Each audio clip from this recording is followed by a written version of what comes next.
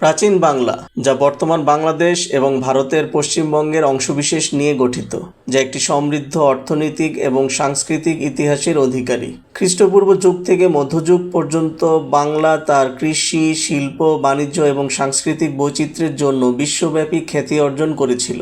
বিশেষ করে মসলিন শিল্প, নৌ বাণিজ্য এবং সমৃদ্ধ কৃষি অর্থনীতি বাংলাকে ভারতীয় উপমহাদেশের অন্যতম গুরুত্বপূর্ণ অর্থনৈতিক কেন্দ্রে পরিণত করেছিল। এই ভিডিওতে প্রাচীন বাংলার অর্থনীতি এবং সমৃদ্ধ ইতিহাস তুলে ধরা হলো। বাংলার উর্বর পলিমাটি এবং গঙ্গা, ব্রহ্মপুত্র, মেঘনা নদীগুলি এই অঞ্চলকে কৃষির জন্য আদর্শ করে তুলেছিল। ধান, গম, পাট এবং তুলা ছিল প্রধান ফসল এবং ধান উৎপাদনের অন্যতম কেন্দ্র। আউশ, আমন এবং বোরো ধান এই অঞ্চলের খাদ্য নিরাপত্তা নিশ্চিত করত।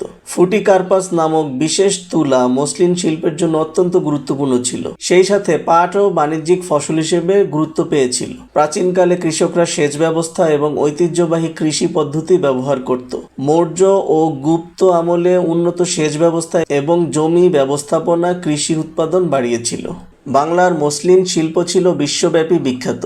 ঢাকা, সোনারগাঁ, তেজগাঁ এবং কাপাসিয়া ছিল মসলিন উৎপাদনের প্রধান কেন্দ্র। মসলিন কাপড় তার সূক্ষ্মতা, হালকা ওজন এবং জামদানি নকশার জন্য বিখ্যাত ছিল। এই কাপড় মধ্যপ্রাচ্য, ইউরোপ এবং দক্ষিণ পূর্ব এশিয়ায় রপ্তানি হতো। চট্টগ্রাম ও নোয়াখালী অঞ্চলে জাহাজ নির্মাণ শিল্প গড়ে উঠেছিল।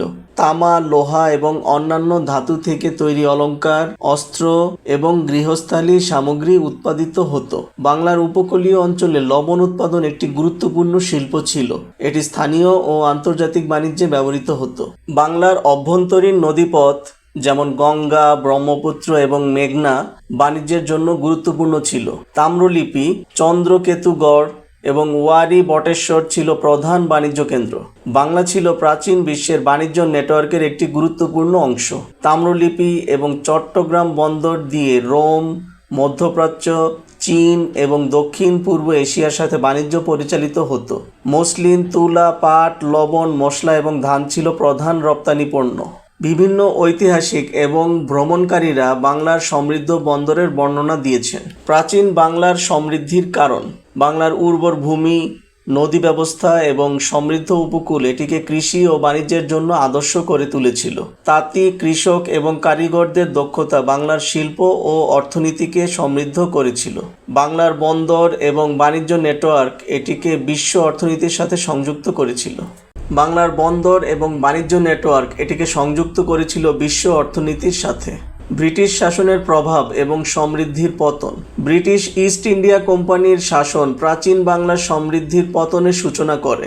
মসলিন শিল্প ধ্বংস, অত্যধিক রাজস্ব আদায় এবং কৃষি শোষণের ফলে বাংলার অর্থনীতি দুর্বল হয়ে পড়ে।